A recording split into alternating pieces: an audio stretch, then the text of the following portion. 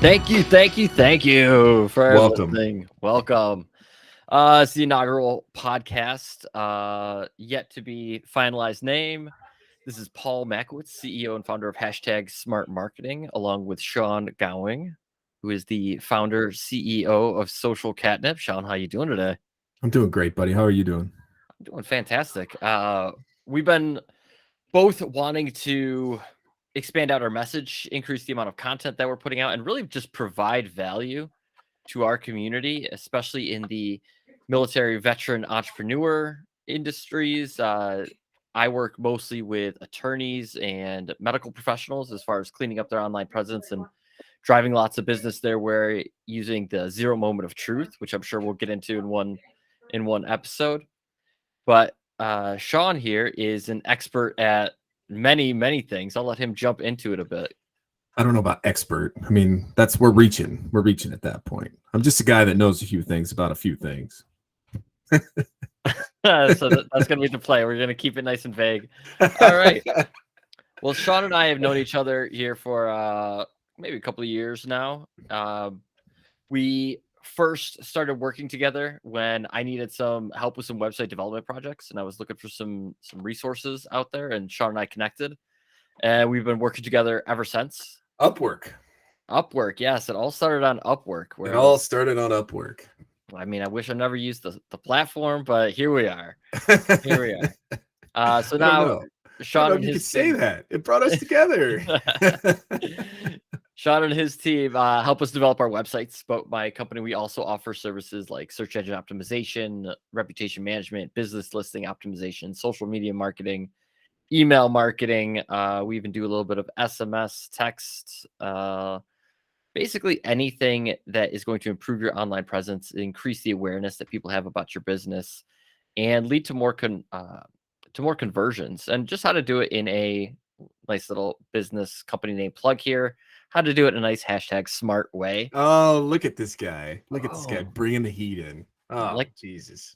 Like I've been doing it for years. I can't listen. I can't throw a social catnip into the middle of that anywhere. That just won't flow right, so. And let's just start off with that, because I don't know that I've ever asked you this before, but how did you come up with the name Social Catnip, and where does it come from? Oh, that's an interesting conversation. So it boils down to we started as a social media management representation company, and we were doing it for a couple clients up in the Bay Area, and the name just it kind of we make your social media irresistible kind of was the tagline, right? So that's kind of how the name inception started. But I soon found out that I'm not the guy for social media, and that's when I pivoted my whole product offering to get more into developer side, marketing tech side, and then just kind of take that deep dive into the actual tech aspects of marketing. So it was an interesting story, but it was one of my friends actually is the one that came up. He coined the name, so that's great. But that's also why you and I work so well together, because I much more focused on traditional marketing and the psychology behind how people make buying decisions. That's really what the 0 moment of truth is all about, which is just you have to be prepared to be compared. And so when I run into those situations in which I need that tech side, that's where Sean really comes in, and he's extremely valuable to our company as far as being able to bring him in on a project to build out some custom integrations on websites, really pick his brain on the different services and offerings that are out there that could enhance our clients' online presence outside of the, we'll say, traditional boxes, the social media box, the business listing stuff. When we need something deep, something crazy, one thing I want to get into more that I certainly have to pick your brain on is webinars and platforms for it and the communication for it and how to build that out more. But I think some of the best value that we can probably provide today is talking about the most important business listing there is. The lowest hanging fruit. Easy when it comes. Yeah. Low barrier to entry. Very low barrier of entry. For one, it costs nothing. It's free. Uh, you could pay somebody to optimize it for you, which some people certainly do for us. But there are just so many aspects of your Google business listing that if you're using properly will immediately start driving certainly more awareness, but also increase your conversion pretty quickly. There's a lot of conversion points on there. Lastly, what I like to talk about a lot with your Google business listing is this is often the very first place people find you. I mean, I know when I was looking up Sean and I saw the name of his business, I Googled him, make sure he wasn't some douchebag that I didn't want to talk to. Well, that the jury's still out on that one. I'm still around, so you can't be too bad. But I mean, it's fairly common sense, right? Like if I am, searching for a new doctor, or I just got in a car accident and I need an attorney. One, I might search in maps because we are lazy people. I don't Right. want to go to a doctor too far away. And so your map listing is your Google business listing for anybody that's using Google Maps.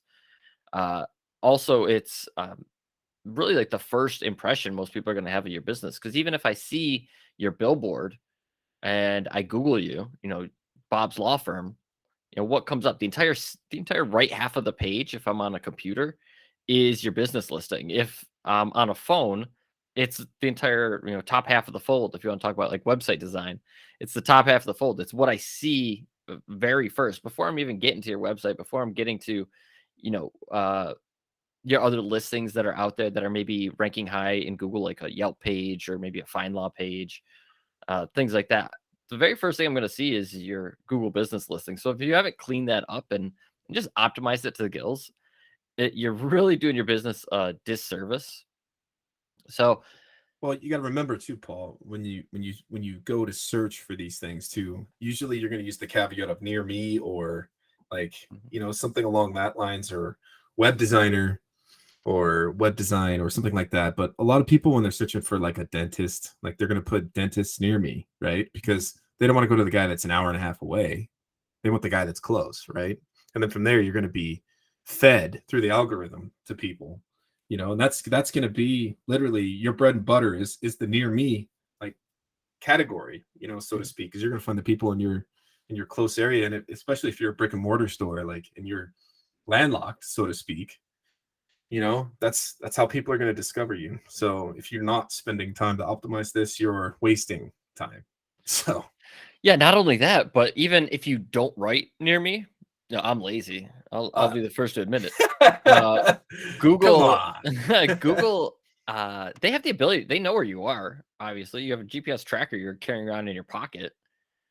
With that, if you ever go onto Google Maps and you just like click on an area, you're going to see a big red outline of that area, and that's Google's geolocation of it. So, some of those, we'll say, red boxes are inside of larger red boxes, which are inside of larger red boxes. So, if I'm out here in California, so if I say click on Hollywood, You're I'm in the going to see, show, pal. You're in the big show. You're I'm in close. I'm you're in close to Hollywood. LA. It's LA. It's, yeah, I'm gonna get that nice little red line around Hollywood, and then if I back out the map a little bit and I maybe click on Los Angeles, I'm gonna get a much bigger red circle or red, Los Angeles is crazy because Beverly Hills isn't part of it and Santa Monica's not part of it, so, it's very Right. odd lines in this, but, and even if you back out even more, you click California, those things all fall under it, and so what Google is doing really is they're trying to find, the best response to the search query in your local area for you. A lot of people do type the near me, which it's worth doing SEO optimization on. It's certainly uh, an identifier for Google that you want something close to you, and so Close. so it Yeah. is going to show you the much closer results more than anything. But here's the other thing that's interesting for medical professionals or for attorneys, the services that you list and the product cards that you list, and even on the medical side, this one gets a little even crazier. You can list the insurances that you cover right in your Google business listings. Oh, So that's interesting. say somebody hops on there, they say, Cigna doctor near me. Yeah. If you have the fact that you take Cigna insurance right there in your Google business listing, you're going to rank, you're going to pop on that. Oh, that's interesting. I didn't know that it was that complex now in the offering. Yeah, yeah, and there's even product cards on there. So what's Hmm. cool about the cards is we utilize this for a lot of our attorneys because they have so many practice areas. So if you say, I don't know, your asshole neighbor's little chihuahua runs over and bites your kid or something. Oh, I love it. And Personal injury. yeah, we're going straight to personal injury. So maybe I'm searching for a dog bite attorney near me, or you The know, dog an- bite attorney. yeah, animal attack attorney. Something that is going to make sure that I'm finding a specialist in my exact need at that moment of need. You can have a product card right on the Google business listing that says, dog bites. And then when you click on that, you get a small description. You could put, maybe some of the case results that you've had from that, or some of the a little bit of keyword loading, even you could put in there, dog bites, cat scratches, Yeah, so you could do like a little bit of short form content towards your keywords that you're trying to get to. Yeah, I got you. yeah, certainly. And then right on top of it, you even have a button there, which is your conversion point. You put your phone number right in there. It's one button calling. So Yeah, now we're talking about you've now captured a lead and they've never been to your website. And how much money did you spend on that website? And we charge a lot of money for websites. It's really important that you have a good website. right. But I mean, even if you didn't, here's your opportunity to capture some leads. Yeah, I mean, for a local service company like a plumber, it's bread and butter, dude. All day. This is should be where you're being listed. Because if somebody's main pipe bursts, now there's water all over their house. What's the first thing they're gonna do? They're gonna look for a plumber, right? And they're Yeah. gonna want somebody that can respond and somebody quick, and somebody that has good ratings and has a very good product offering online, good presence. You're gonna get that business. You're gonna get that call. Yeah. So So um you hit on another incredibly important part, which is your ratings, right? mhm. We are the Netflix generation. We are the Oh yeah. Amazon generation. I don't watch 3-star movies on Netflix. I was gonna ask. I was about to ask. I I said, do got you look better. at the rating before you watch something now? You do, Although I'll don't tell you you? this much, with like Rotten Tomatoes scores, I don't give those any validity at all, because I've seen so many, like, it's a 26 on Rotten Tomatoes, and I love that movie, right? Like some garbage Well, action you got movie. to look at the popcorn side, right? The popcorn Uh, side of that is the actual people review, and the critics are the tomatoes, right? Isn't that how it goes? I think that's how it goes. Because yeah, usually I'll no, see one that has like 26 like tomatoes, and then it'll be like 95 in the popcorn. I'm like, listen, people love this movie. Like the people that watch it love it. yeah. The So, problem I have Google TV, so I'm uh, a Google guy through and through. Even though I know they're watching me and they're listening right now, and so now I'm gonna have and watch. Hey Google, yeah. watch. Here Oh, it goes. It just vibrated. like, what do you want? What do you want? That's why I can't say those things. I know it's listening, so now I'm gonna start getting some nice ads catered, some nice ads catered right to me, Perfect. based off of whatever I've been saying in the last half hour. I love it. But with Google TV, this is obviously a caveat or a side note from Google Business Listing Talk here, but they don't show you the popcorn side. They only Oh, show you the really? tomato side. Yeah, That's terrible. You're getting like it's shorted. I would I horrible. would I would send a complaint, but here's what's gonna happen. You're never they're never gonna get it. No, nothing will ever happen. But Nothing. try getting Maybe someday a Google engineer will watch this and they'll get that fixed for you. well. Google Engineer will watch this before any of the like Google Tag Manager people do, because those are the worst ones. They never get back to. No, Um, never. Nah. that's a little digital You think marketing that's bad? inside You should inside try joke. AdSense. Oh, I know. I need to find another third party reporting platform for it, because Tag Manager is the worst. Um, There's a new one coming out called it's by Cloudflare. It's called Zaraz. That's basically trying to replace Tag Manager, and it's going to live in the edge, so the Cloudflare edge. So meaning it's pre-render. So it's a very interesting product. We were trying to accomplish something similar to what it offers, and I know I'm getting a little offbeat, but this is a very interesting new product. And I'm self-promoting myself because I just got featured in their blog as providing a comment for it. So Look at you, woo, moving up in the world. becoming somebody. Oh yeah. To take us to reel that one way back in here. Reviews and ratings. I mean, we all look at them. I know personally, I always look usually at the negative ones first. Yeah, always. Yeah, and I think that's a lot of people. I know my wife does it that way too. Right. Because if I see you at your worst, what's that phrase? Like, if you can't take me at my worst, you don't deserve me at my best. Right. It's the same thing for a business. Like if I look at your worst uh and I'm going to have an emotional reaction to it, right? Like pretty quickly. If I see a business, we'll just take a law firm for example. And this law firm was horrible. They never called me back. They didn't, inform me of my case. They didn't do this, that, the other. Immediately I'm going to have probably a negative reaction, right? Like, oh, okay, so maybe these people don't give a shit about their clients. Right. Bad service, right?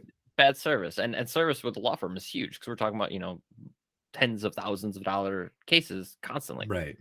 So one of the services we provide, but even if we weren't doing it for someone, something I tell attorneys all the time is you have no idea who's going to read that review.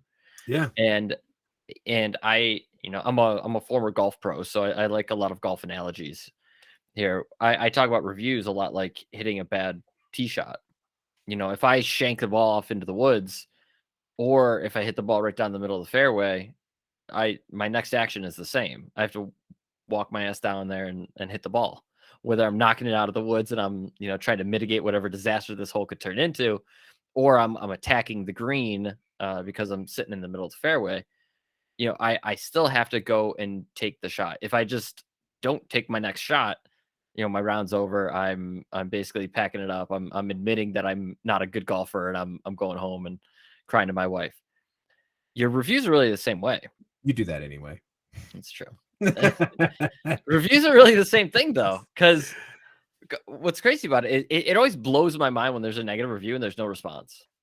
You're just I was just sitting here thinking, I'm like, I gotta ask him this. So what are your thoughts on negative reviews with responses? Okay, because this was coming. I was over here cooking it up for you, but well, you're taking control of the message more than anything. okay. I'm a firm believer, whether it's your business or it's your life, you aren't what happens to you. You are your reaction to what happens to you. How you react to that situation. Yeah. Okay. Yeah, like both of us being veterans, and in the marketing space, like I think we probably both have some buddies that went through some shit. Especially like I was deployed for a little over a year. One of my good friends lost his right leg and his right arm in an Ooh, IED attack. poor Yeah. guy. And now he's a motivational speaker and living an I love amazing it. life. He's Good for got him. 3 kids.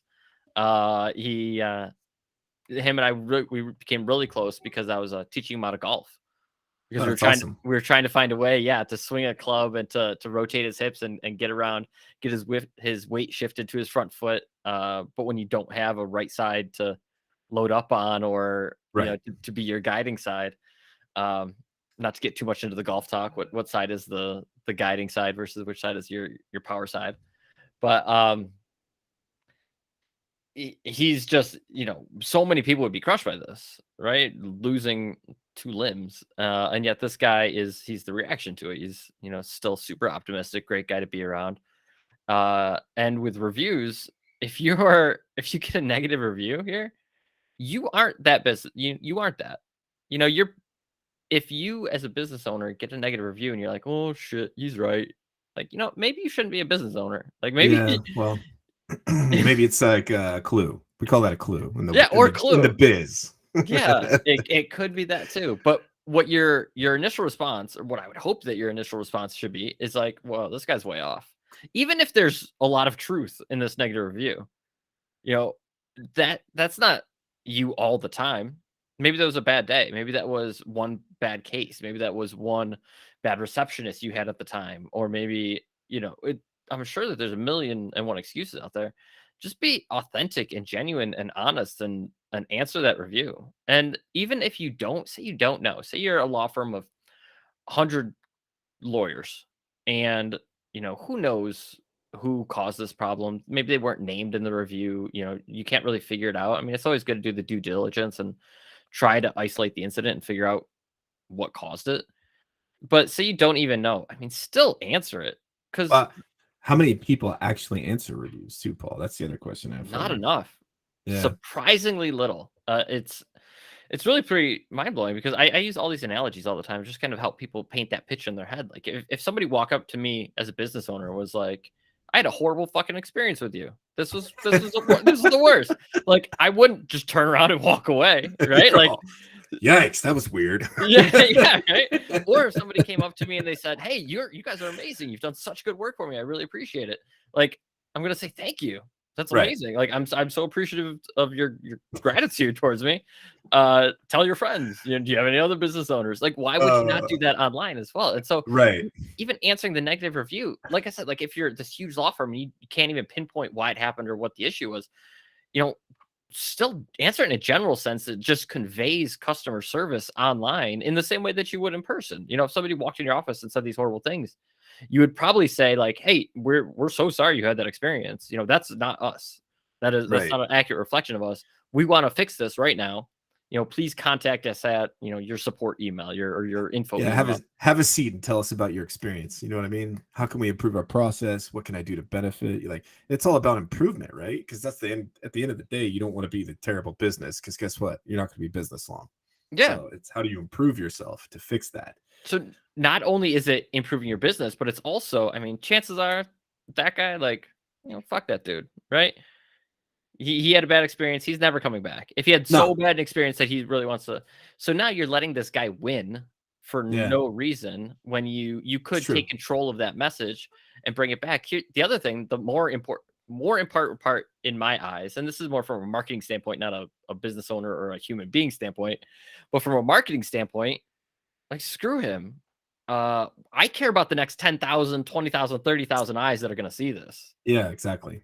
Now, and so reframing that review into, oh, this guy had a horrible experience, to now, oh, I have an emotional connection. Look at this business that has amazing customer service, not only in person, but also online. And they're going out of their way to try and fix this guy's problem when obviously he's an asshole.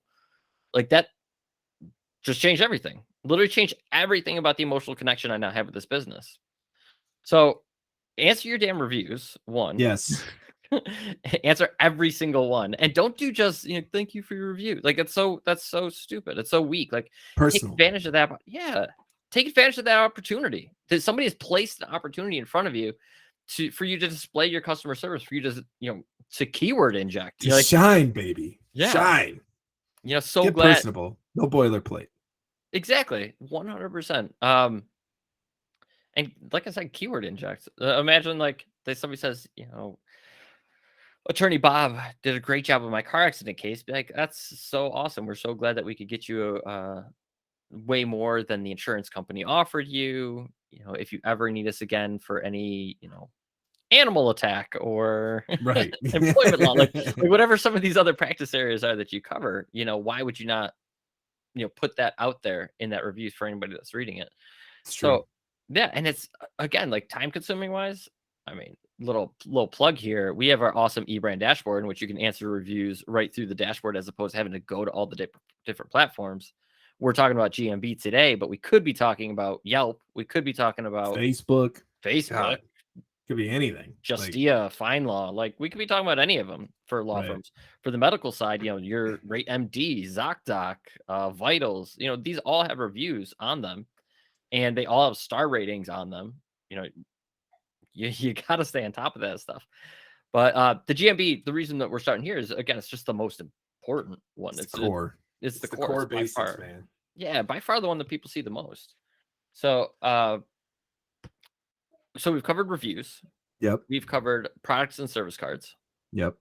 Obviously, you want to just fill out as much information on it as you can. So there's something on there called key attributes, and this is I mean, regards to where you fall on the like woke left right spectrum on this.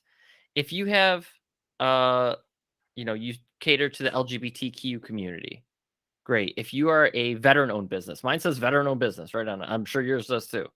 If it doesn't, Yep. I'm going to yell at you. Help. Might have to check. Yeah. So, you know, you have to be list yourself as a veteran owned business. List yourself as a black owned business. There's Latino Minority, owned yeah. business. Women owned. There's women owned business. You So also all the diversification classes are there, right? So yeah, all those different and you have no idea what the emotional connection somebody might have, right? It's Uh, true. Another thing, wheelchair accessible, handicap bathrooms, unisex bathrooms. There's all these different key attributes that you can put right into your Google business listing that shows people the type of business that you are, and the services that you offer for those different demographics. So How do you feel about posting to it regularly? I feel great about it. Like it's a should do, It is must do. a What should do. So okay. the big thing with Google posting is one, like not a whole lot of people on desktop ever see it. It's at the very bottom, because it's much more informational. Where it really comes into play much more is on mobile, Mm, because on mobile it's you see it pretty quickly. Like you see images, you see business information, you see some of the descriptions of thing, hours, and then right below all of that is where it gets to your posts, and then it gets to similar searches and things like that. So what's great about this is you can interject maybe a coupon, uh, okay. something along those lines. You can drop those in the GMP. What we do for a lot of our attorneys is highlight cases that they've Mm, like large cases that they've won. So if I'm making a buying decision and scroll down a page a little bit and I see 35 million for this, I'm like, oh, this guy's the shit. This guy's legit. All you right, guys are making money. yeah, this guy's doing something. So that might be a swaying factor. On the medical side, a lot of the times, you can even put video into your Google business listing now, right into your posts. So you can now do video posts. So if you maybe have a great client testimonial that you want to highlight, you can also do other cool stuff like some of the normal content you put out on social, which informative, engaging stuff like that. You can drop that right into your Google business listing now as well. The last one that I do a lot of the times for my Can medical. we question real quick? Multi-posting. Can we multi-post into Google My Business as well as Facebook, Twitter, everything? In a No. it won't. No. It's segregated. Oh, that's Yeah, so Google My Business, you cannot do GIFs and you cannot do multi-posts. So you can do okay. static images or video. Interesting. Yeah, which is tough. I love doing GIFs. I put GIFs all over. Well, listen, we're in a meme culture and a meme generation, so I mean, everyone loves gifts. I mean, let's be real. Can't get enough. Yeah, so that's a great question, and it's another opportunity you have. I talk all the time with my clients about getting eyes is the hardest part, right? That's why they're paying me. They're paying me for eyes. They're also paying me for conversion and ZMOT, which ZMOT is just the emotional connection people have that's going to sway them to choose you over somebody else. It's like the quick version of it. And then you got to think about conversion. So if I'm on a Google business listing, that's an eyeball, and that's difficult to get. People pay thousands and thousands of dollars to get eyeballs on their stuff. So now you have my eyeball. How quickly can you get my information? Better yet, my wallet. My buying decision, my outreach.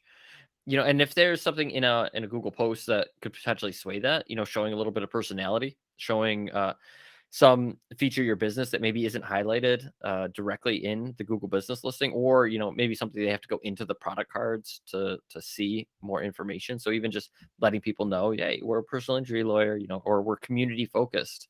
That's, or we work with like nonprofits, right? I mean, things like that. Yeah, one of my attorney clients he's very involved in his community, and it's probably it's one of his largest value propositions. It's one of the things we highlight on the homepage of his website, things like that, because he gives backpacks away, like 1,000 backpacks full of school supplies to kids. Oh man, Cardinal Sin, phone going off. Bad caster. Look at this guy. I know, I'm so terrible at potting. I think I have a Facebook meeting. Is what it is. But he's so heavily involved in his community, but that's not exactly something you can put into, say, like the description of your business or in anywhere in that Google business listing that I can highlight. Hey, we're involved in our community, but in a Google business listing post, that's great. Boom, here's a picture of him handing backpacks to little kids. Yeah, perfect. Boom, immediate. Now, that's first thing coming up, right? When you search, and then they're clicking into your thing, and the first thing they see is you passing stuff out. Yeah, giving back. Real quick emotional connection. And that's how you really have to think of your digital marketing, is like, how am I building these emotional bonds, emotional connection? Like, what's the point in posting on Facebook unless people like see it and they're like, oh, I like this, like, and And I would eliciting response, right? Yeah, that's know, the big thing. the response is part of it, but even like, we're talking about GMB today, so you're not going to get responses on your GMB. No, but you should get click-throughs, right? That's the Sure. response that you're after. So Yeah, you're after conversions. Yeah, certainly. You're after website visits. You're after directions to your locations, calls directly from the GMB. Great segue onto conversion. So there are tons of conversion points on your GMB. One being messaging. Do you have messaging on your GMB yet? If I say yes, will you think Turn the better of messaging me? on your GMB. Okay. Actually, I So- did. I did. I'm just giving you a hard time. I actually did turn it on the other day. Yeah, So it so comes through to my phone. exactly. So messaging is mobile only. You don't get the option to message a business through desktop. It also works on tablets too. So when I say mobile only, I mean mobile and tablets. But it is shocking to me how many messages my clients get. I never thought that GMB messaging was going to be like a great lead capture source, a great conversion point. But I have some attorneys that get, I'd say, 10 to 15 messages a week. My God, what do they do? Just give the phone to like somebody that works at the firm, and they're like, "Here you go, answer this." No, we set up email notifications. Oh, okay. So you get an email notification, then you have to go into it. So the reason you don't get the message through your GMB on your desktop, one, people can't send them through the desktop to you, but you actually have to go into your GMB and then go into the messages to answer it. Okay. So messages is huge. Some of my doctors, not as many messages, but it's pretty cool. Like the type of questions that they get, like, "Hey, do you help, with COVID?" Or, "Hey, Right. do you provide this service?" And those, anybody asking a question is obviously a high potential lead you want to certainly follow up with. So turning the messaging on is huge. Another one is turn on the phone tracking. It's again, everything I'm telling you is free. You don't have to pay for a single thing that I've told you. The phone tracking is right in your GMB dashboard. You just click on phone. You can see any missed calls that came from your GMB. You can see if people are repeat callers from it. You can search by zip code. I'm sorry, by area code, not by zip code. You can search by area code. You can also, to I guess piggyback off that and to get into the insights on GMB, you can see the people that most often click on your Google business listing by zip code. So yeah, if you want to talk about like, oh, where should I run my paid ads? Well, let's take a look and see where people are already finding you, Right. and start doing some retargeting and some follow up in that area. But all this data, it's again, this is a 100% free platform, so you should really be utilizing every single bit of it. And if you really just go, I guess we should tell people the starting point here, right? business.google.com. That's how you get there. Right.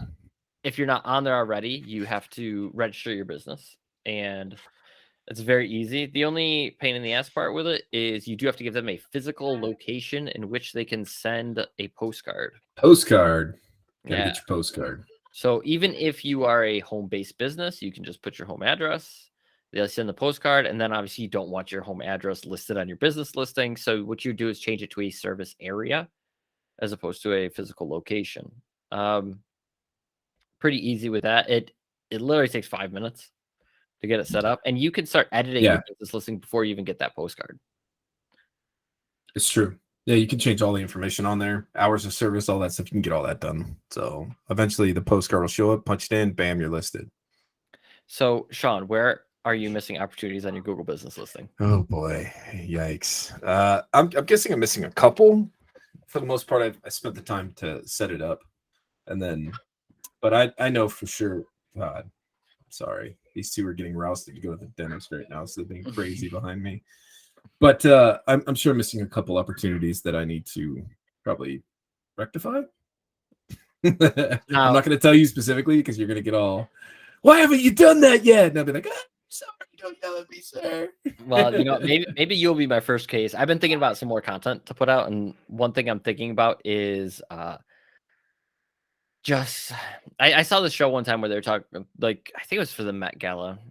I hate all that shit, but it was something that was like uh, ripping apart people for what they were wearing to the Met Gala. Oh Like God, one of those yes, fashion shows yes. where they say how Or horrible. what do they call it? God, it's called something.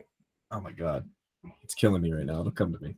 Yeah, but they basically were just ripping people apart, or they say, hey, they looked wonderful. This is so fashionable. I don't have the fashion lingo down at all, so I can't really speak to it that much. But I was thinking about doing the exact same thing for people's Google business listings, and just doing a little, 5-10 minute clip, picking a random business, either ripping them apart or singing their praises, and being like, oh, this is literally the entry point in digital marketing, and you're missing boom, boom, boom, boom, boom. Find some. I like it. Think of something like local that you go to all the time, like a cafe or like a sandwich shop or something like that, and then grab, pull up theirs and just see what it looks like, and then rip it if it's terrible. Yeah, well, I deal with doctors and attorneys, and I really think like high ticket. If you're a high ticket place, I mean, imagine the amount of money that you lose just by. I mean, if you're a sandwich shop, yeah, you're losing money still, but that one action that you take to really clean it up, if you convert 100 more sandwiches, great, you made $1,000, or whatever that comes to. Listen, But if you're Any a law money firm, is good money. that's true. That's true. I'm not talking money at all. But if you're a law firm, Yeah, you're talking about 20 minutes, 30 minutes. That is the equivalent of tens of thousands of dollars of revenue. yeah, Easily. right. If one of those cases was one of the multi-million-dollar cases out there. I mean, it's pretty crazy. The one time that I will say it gets a little bit difficult to manage is when you have multi-location. Yes, it is more difficult because I might have 3 business locations listed currently, and you have to generate separate reviews for each, and you have to monitor each, and it's a little bit more convoluted and difficult, but you do get more exposure geographically. So, quick question. Have you taken those Google business listings and turned them into a group? I have.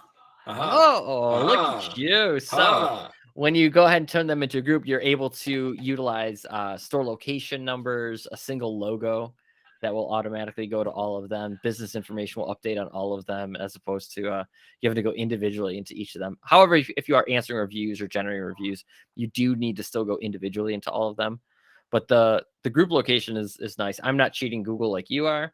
I only have the one locations. What? Come on. No, I'm a good guy here. nah. I mean, if you ain't cheating, you ain't trying right now. I mean, come on. Listen, that's the age we're in these days, pal. But I have a law firm that has 15 locations. Holy And smokes. I have a medical company that has 7. So managing all of those is a little bit insane. That does sound insane. Oh, look at this. Facebook calling me. Facebook is calling. What you got to talk to like Facebook ads or something right now? Yeah, I mean, not right now. I think I'm supposed to, but it's up to you. We could wrap on that point. I mean, I think we beat GMB pretty much to death, and for a first episode, I think it's there's good. There's one part of the GMB we have not touched, which is photos, imagery. Yeah, I was gonna say, but the sandwich shop should be focusing on the photos, dude. They should have really killer photos of their food that just makes you hungry when you look at it, right? It's crazy that business is done. Hungry. Law firms should have big giant checks.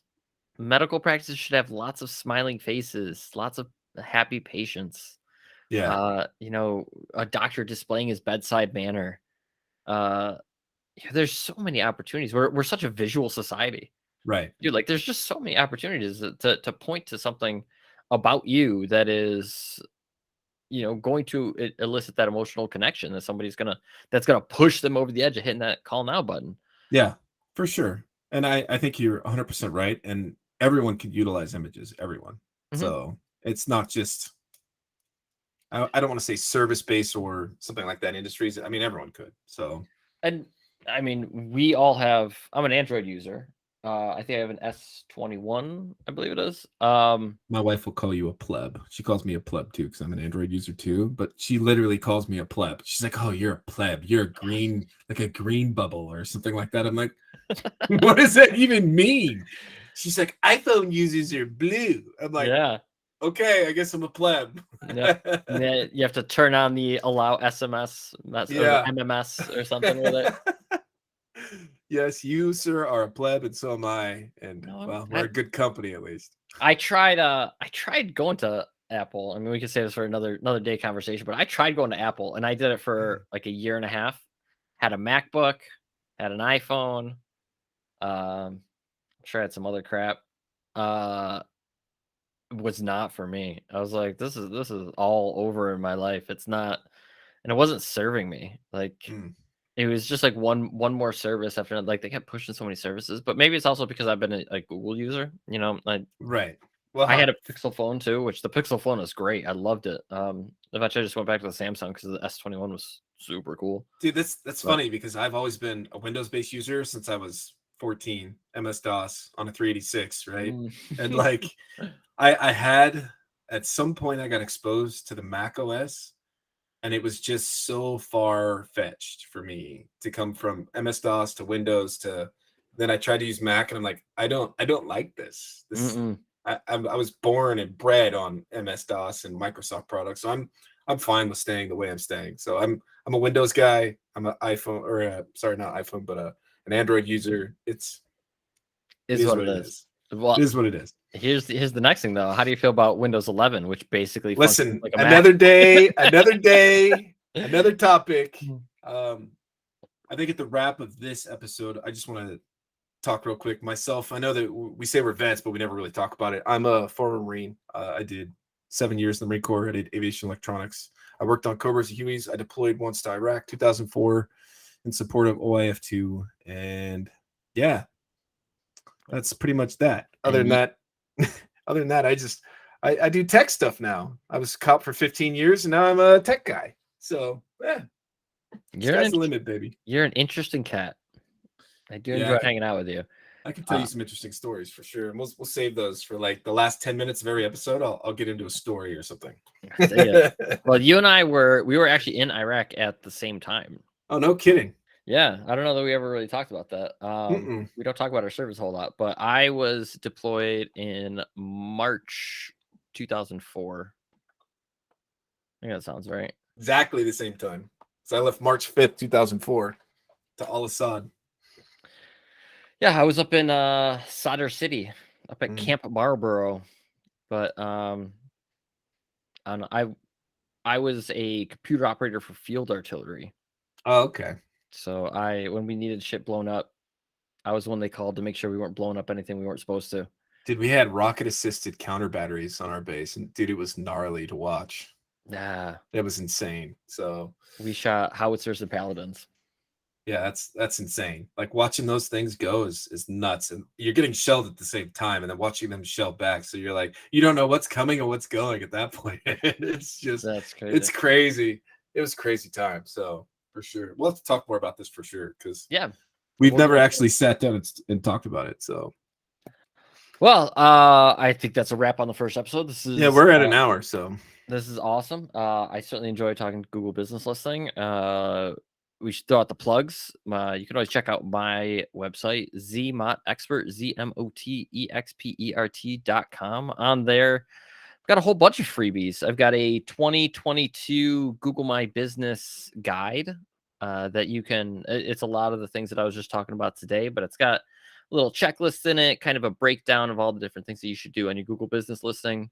I also have a webinar out that you can register for. It runs 5 times a day, and there's also a live chat in there that the messages go to myself and some of the guys on my team. So if you have any questions while you're in there, you're more than able to jump in the little chat bar on the side and ask me questions about your Google Business listing, or set up a meeting so we can just sit here and go through yours. And to register for that webinar, it's also on that same website, zmotexpert.com. Our social, the only one I really ever look at is Instagram. Don't bother sending me a message on LinkedIn. I'll never look because I get blasted with a million over there. But it's just hashtag smart marketing, all one word, HASHTAGSMART marketing. You're all, I can't spell that right I'm now. done spelling. Hashtag smart marketing on Instagram, all one word. Oh, that's great. I'm Sean at socialcatnip.com for your complex stuff. I look at LinkedIn, so send those to me. And yeah, for any complex integrations that you're looking for, I'm your guy. So anything marketing related, Paul's your guy. So I'm the tech, he's the marketing. All right. Together, we're marketing tech. Oh, future company name.